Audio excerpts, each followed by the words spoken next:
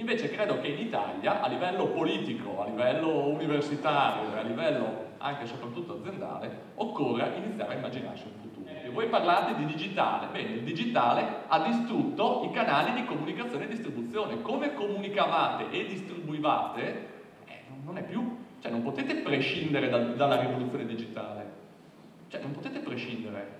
Attenzione, la stampante 3D, che vedete sulla destra, ha distrutto o distruggerà molto probabilmente molti processi produttivi. Quindi non si può rispondere alla stessa maniera. Attenzione, questo non significa che però esistono risposte, in parte di produzione, ma non può non connettersi, capite, a altri 12, ne abbiamo riconosciuti 12 puntini, perché poi se la finanza non mi finanzia l'innovazione, io non posso cambiare. Se io non introduco capitale umano preparato facendo un accordo con l'università per sviluppare una preparazione diversa, non posso cambiare. Se io non mi connetto con i centri di ricerca, se io non capisco cosa succede nel mondo, cioè non posso cambiare, non riesco a cambiare, non riesco a dare risposte significative a quelle domande di prima. E quindi è un problema molto complesso, io non entrerò su questi temi, ribadisco. Lancio la sfida di leggere, è difficile, è complesso, ma nuovamente problema complesso, purtroppo soluzione complessa. Problema complesso, molte soluzioni semplici, che sono in realtà semplicistiche. Però la suggestione che vi voglio lasciare è, e salto questo che è ancora più complesso, è proprio qual è la missione. Ed è il tema che noi abbiamo dato a questo movimento, a questa piattaforma. Cioè, ma se io dovessi dire il perché esisto, e quindi noi stiamo facendo questo progetto per aiutare la singola impresa a dire perché esiste. Qual è il filo rosso che può legare l'esistenza, il perché esiste delle singole imprese? Beh, noi l'abbiamo chiamato l'impresa significante. E uno ci guarda e dice, ma cosa significa significante? Perché in italiano non si usa. Però si usa, e quindi io faccio come si faceva in filosofia una volta, si usa l'incontrario, l'insignificante. Allora, partiamo da dire cos'è l'impresa insignificante. Beh, l'impresa insignificante oggi è quella che vince appalti corrompendo. Questa non è un'impresa significante. L'impresa insignificante è quella che comunque non tenta di crescere, non tenta di creare posti di lavoro, non investe sul capitale, non tenta di presidiare le frontiere del suo business. L'impresa che pensa a sé, che pensa che è l'impresa, l'abbiamo scritto lì, che fondamentalmente crea poco valore, quindi in difesa crea poco valore per la società e per i clienti, e creando poco valore, anche perché magari non si aggrega agli altri, no? Non sfrutta la globalizzazione, non sfrutta il digitale e tutte le cose, i singoli aspetti di cui vi dicevo prima, creando poco valore, il suo problema fondamentale è portarselo a casa, cioè prendere la parte maggiore di questo valore perché ne creo poco. Però lavorando per portarsi a casa la maggior parte del valore, creandone poco, si innesca un circolo vizioso che fa sì che tu crei ancora meno valore, quindi il problema di suddividerlo per appropriarsene è ancora più importante, via dicendo, fino a sparire, fino a diventare totalmente insignificante. L'impresa significante qual è? Beh, l'impresa significante è l'impresa che invece riesce a creare molto valore per la società e i clienti, perché capisce che distribuire questo valore è il modo migliore per moltiplicarlo. E vi faccio un esempio. Oggi vado a 700 km, dicevo, ieri ero ad Ancona a visitare un'impresa che per me rappresenta il riferimento dell'impresa, la materializzazione della mia idea di impresa, che si chiama il gruppo Loccioni. È un elettricista che nel 60, vi faccio una brevissima storia e vi do due spunti, che nel 68 mi sembra inizia a fare l'artigiano elettricista. Oggi è un gruppo da 60-70 milioni di euro con 400 persone, ma non è il tema della dimensione. Il tema è che lui, ad esempio, cosa fa nel tema di creare valore? Beh, lui fa una cosa molto semplice. Lui ha una persona dedicata solo a far visitare l'azienda agli studenti. Parte dalle elementari, poi arriva alle medie, poi all'università. Visita la sua azienda, che è un'azienda media, no? Non è Microsoft, 1200 studenti all'anno. E uno dice che bravo. Ma come mai lo fa questo? Lo fa per puro spirito caritatevole? No, perché lui dice io vi coltivo persone coerenti con la mia filosofia dall'inizio, in maniera che io riesco ad attrarre nella mia azienda media i migliori ingegneri, e lui è un'azienda un'azienda di ingegneria, con i migliori ingegneri sul campo che accettano di venire a fare un periodo qui prima di andare magari in Whirlpool. Io riesco a trattenerli, riesco ad avere le loro energie, quindi perché ti facciamo fare carriere diverse. E lui dice, un anno prima che tu decidi di andartene via dalla mia azienda, me lo dici e io ti aiuto a fare la tua azienda. Cioè, ti aiuto a fare la tua azienda. Ok? Quindi è un'impresa da 60 milioni di euro che però negli ultimi 30 anni ha creato 80 nuove imprese. 80 da solo, nelle Marche, ad Angeli di Rosola, posto bellissimo, irraggiungibile, ok? 80 nuove imprese che lavorano su nicchie specializzate per lui. Questo gli permette di essere un player, nonostante sia piccolino, di livello mondiale. E lo fa nuovamente per puro interesse, perché ha capito che distribuire il valore è il modo per moltiplicarlo. Ma non fa solo questo. Lui dice, se io metto dentro i giovani e devo fargli crescere, devo avere qualcuno che gli fa la tutorship. Se io prendo un dirigente dalla Whirlpool, no? Questo viene visto male perché mi blocca la crescita di carriera degli altri. Allora lui cosa fa? Lui va a fare cacciatore di teste, ma dei pensionati. Delle persone che vanno in pensione a 63-65 anni, non si sentono ancora finite, e lui dice, tu vieni ad Angela di Rosola, bellissimo posto, sulle colline marchigiane, e nel frattempo mi fai da chioccia al nuovo ingegnere che ho assunto. E quindi l'ultimo brevetto che hanno fatto è un ragazzo di 25 anni e un signore di 69 che passa 3 giorni alla settimana lì perché si diverte in quel concetto di give back, ti do indietro a un giovane. Perché?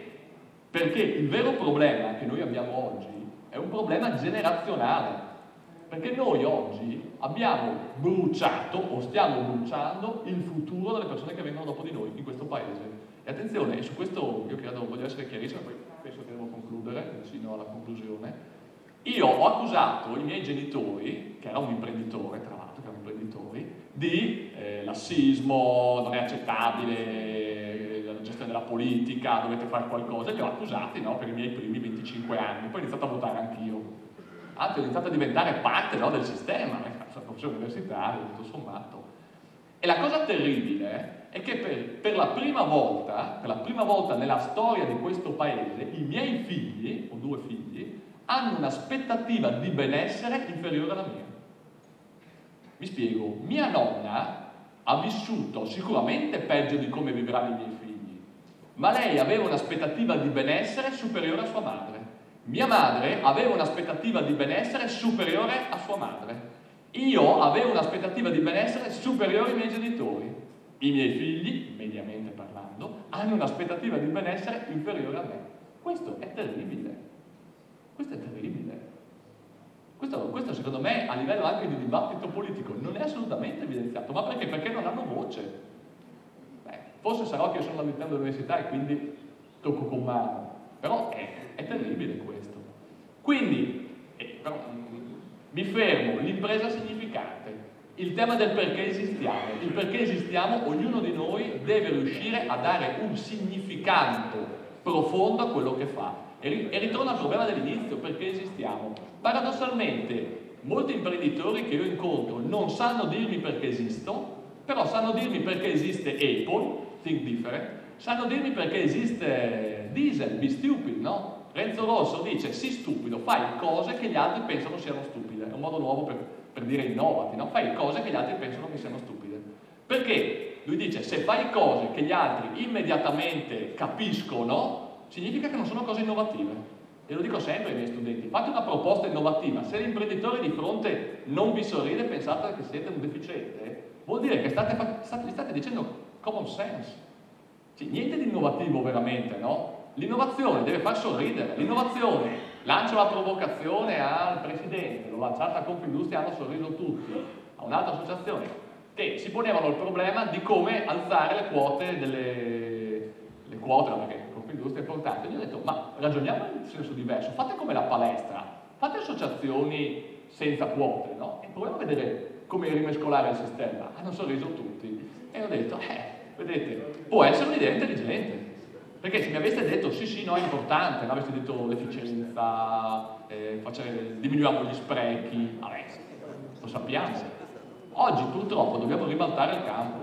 E guardate che ribaltare il campo, chiudo, per dare significato a quello che facciamo, cioè non c'è un'unica via. lì abbiamo i modellisti che fanno scarpe. Cioè noi abbiamo una cultura della bellezza e del fare, e attenzione che bellezza e bene hanno la stessa radice etimologica, quindi stiamo parlando della stessa cosa, che non ha uguali nel mondo, non ha uguali. Cioè la parte di sinistra non ha uguali nel mondo sulle scarpe, sul fashion, su tutto quello che è artigianato, c'era il video di Orsoni prima, non ha uguali. Quanto la sfruttiamo? Pochissimo.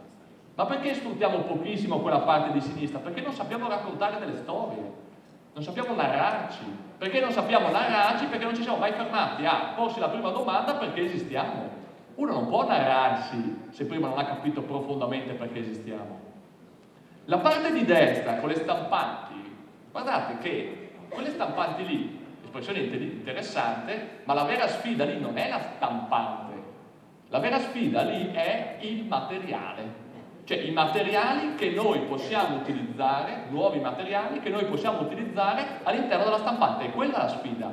E l'Italia, che in tecnologia purtroppo non eccelliamo, ma forse l'unico momento di interesse è proprio sui materiali. Noi siamo sempre stati forti sui materiali, per definizione, per cultura, per radici storiche.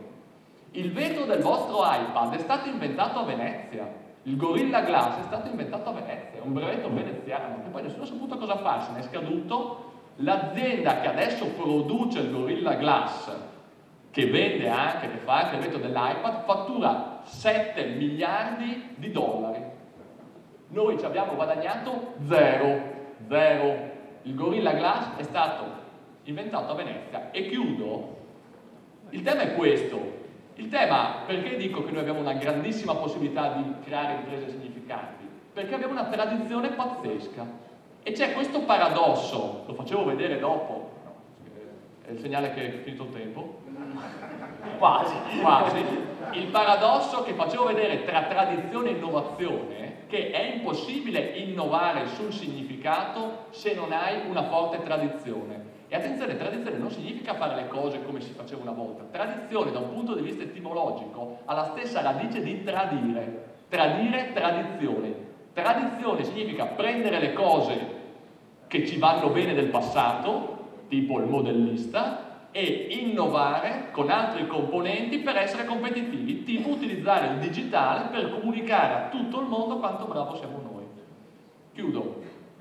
È una missione impossibile? Sì, probabilmente è una missione impossibile, anzi non missione, probabilmente nel manifesto noi diciamo è un'impresa impossibile.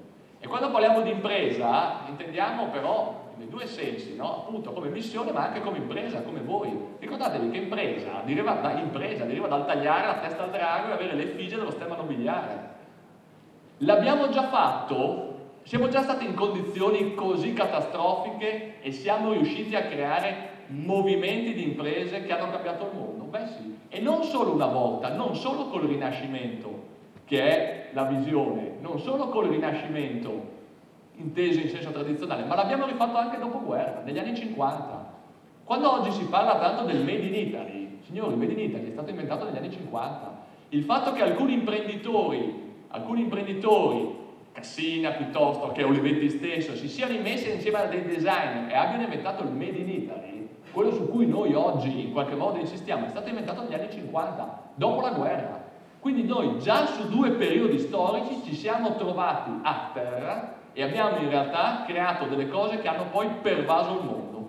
Ecco, la sfida che noi lanciamo come regione, e credetemi siamo molto avanti, perché io sto ragionando su questi temi anche a livello nazionale, con ministeri, e siamo molto avanti, perché dalle altre parti o c'è solo la politica, o c'è solo la finanza, o c'è solo il cooperativismo, quindi hanno logiche comunque diverse. È una sfida che possiamo lanciare noi.